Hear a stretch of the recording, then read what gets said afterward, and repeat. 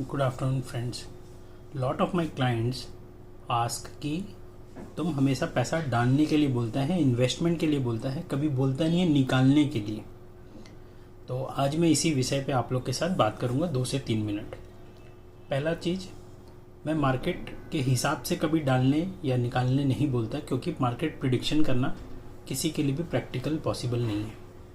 हाँ, जब बाजार जोर से गिरता है 20% 25%, तब हम लोग बोलते हैं कि आप एडिशनल कुछ डाल सकते हैं तो डालिए, क्योंकि उससे आपका कॉर्पस में अल्फा जनरेट होने का चांसेस बहुत हाई हो जाता है।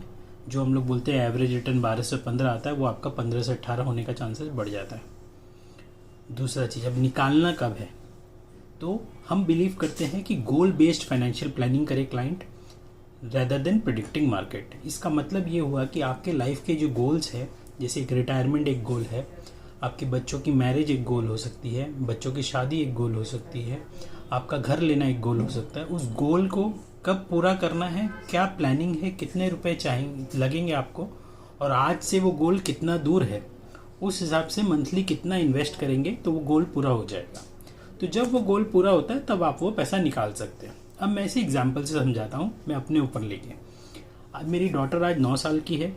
अब मानिए कि वो ग्रेजुएशन के बाद मास्टर्स करने कहीं बाहर पढ़ने जाती है, इंडिया में ही चाहे इंडिया से बाहर, जिस पढ़ाई के मान लीजिए 1 करोड़ रुपए लगेंगे। तो आज वो 9 साल की है, वो मास्टर्स करने 20 या 21 साल की उम्र में जाएगी, तो 12 साल अभी टाइम है। उसकी SIP ऑलरेडी चल रही है और मुझे पता है 12 साल मेरे पास टाइम और है। तो वो मुझे उस समय 1 करोड़ रुपए या 1.5 करोड़ रुपए चाहिए, तो मुझे एवरी मंथ क्या SIP करना है, वो मैं कंटिन्यूस चालू रख रहा हूँ। अब जैसे जैसे उसका मास्टर्स करने का एज करीब आएगा, मान लीजिए 2032 या 34, उस समय मार्केट अगर बढ़ा हुआ है बहुत तेजी से, कभी बढ़ा है, तो मैं उस समय पैसे निकाल के उसे डेट फंड या फिक्स डिपॉजिट में शिफ्ट कर लूँगा, और जिस दिन उसके एक्चुअल जाना होगा वो पैसे निकाल के उसके पढ़ाई के लिए यूज़ हो जाएंगे। कई इंस्टीट्यूट में एक संग देना पड़ता है, कई जगह 2 या 3 साल में ब्रेकअप करके देना पड़ता है, मान लीजिए 40-40 लाख 30-30 लाख करके। तो जब जैसे ज़रूरत पड़ेगा उस समय उन फंड से या डेट फंड से या FD में जहाँ मैंने शिफ्ट कर लिया, वो म्यूचुअल फंड से निकाल के पैसा वहाँ से अपने दे सकते हैं। ये एक हुआ गोल्स, जिसमें मुझे पैसे विड्रॉ करने पड़ेंगे with in a period of 1 year और 2 ईयर। सिमिलरली गोल शादी का हो सकता है, बच्चों की शादी का। तो जिस समय शादी के बारे में आप सोचने लग जाए, उस समय पैसे आप निकाल के उसे एक सेफ फंड में ट्रांसफ़र कर दीजिए, और जैसे शादी घर में हो उस समय आपके जैसे जैसे खर्चे हो वहाँ से आप निकालते रहिए। तो ये एक दूसरा हो गया। अब तीसरा एग्जाम्पल लेते हैं रिटायरमेंट का। रिटायरमेंट के लिए हम प्लानिंग तो करते हैं, बट रिटायरमेंट में कभी भी हमें पैसे एक संग नहीं चाहिए, थोड़े थोड़े चाहिए। तो उस समय अगर बाजार गिर गया, ये क्वेश्चन रहता है क्लाइंट्स का कि उस समय बाजार गिर गया तो हम क्या करेंगे। तो उस समय हम कैसे प्लानिंग करते हैं कि जैसे जैसे आपके रिटायरमेंट की एज पास आएगी, मान लीजिए 55, 56, 57, 58, 59, 60, ये एज जैसे जैसे क्लाइंट के पास आती है, हम थोड़े थोड़े पैसे उसे इक्विटी और रिस्की फंड से निकाल के डेट फंड या सेविंग्स फंड में ट्रांसफ़र करते जाते हैं।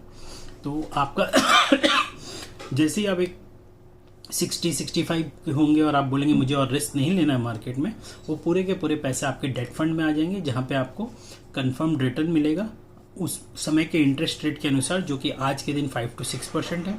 और वो पैसे आपके मंथली उसमें विड्रॉल ऑप्शन में, जैसे SIP होता है वैसे सिस्टमैटिक विड्रॉल ऑप्शन होता है, वो पैसे आपके सिस्टमैटिक विड्रॉल ऑप्शन में डाल दिए जाएंगे और आपको मंथली वो कैश फ्लो आपके बैंक में मिलने लग जाएगा। अब इस एग्जांपल से समझाएं तो मान लीजिए मैं 2000, आज मैं 42 ईयर्स का हूँ और 2040 में मेरा रिटायरमेंट होता है, और उस समय मेरे पास मान लीजिए 5 करोड़ रुपए है। तो 5 करोड़ मुझे एक संग तो नहीं चाहिए, तो वो 5 करोड़ रुपए डेट फंड या सेविंग्स फंड में डाल दिए जाएंगे, और वहाँ से एवरी मंथ मान लीजिए 0.5% या 0.6%, 0.5 मैंने 2.5 लाख रुपए, 0.6% मैंने 3 लाख रुपए, 2.5 से 3 लाख रुपए एवरी मंथ मेरे विड्रॉ होकर मेरे बैंक में आ जाएंगे, जो मेरे रेगुलर खर्चे के लिए है, जिससे आप पेंशन प्लानिंग भी बोल सकते हैं, मंथली इनकम भी बोल सकते हैं, सिस्टमेटिक विड्रॉल प्लान भी बोल सकते हैं। वो पैसे आपके बैंक में आ जाएंगे और आपका कॉर्पस बना रहेगा। उस समय कोई अर्जेंसी वगैरह आए तो वो कॉर्पस आप यूज़ कर सकते हैं, अदरवाइज वो आपका कॉर्पस 30-40 ईयर्स तक आराम से चलेगा और लाइफ टाइम भी चल सकता है, और वो बचे हुए पैसे फिर आप एक विल बना के अपने बच्चों को दे के जा सकते हैं। Thank you. Happy investing.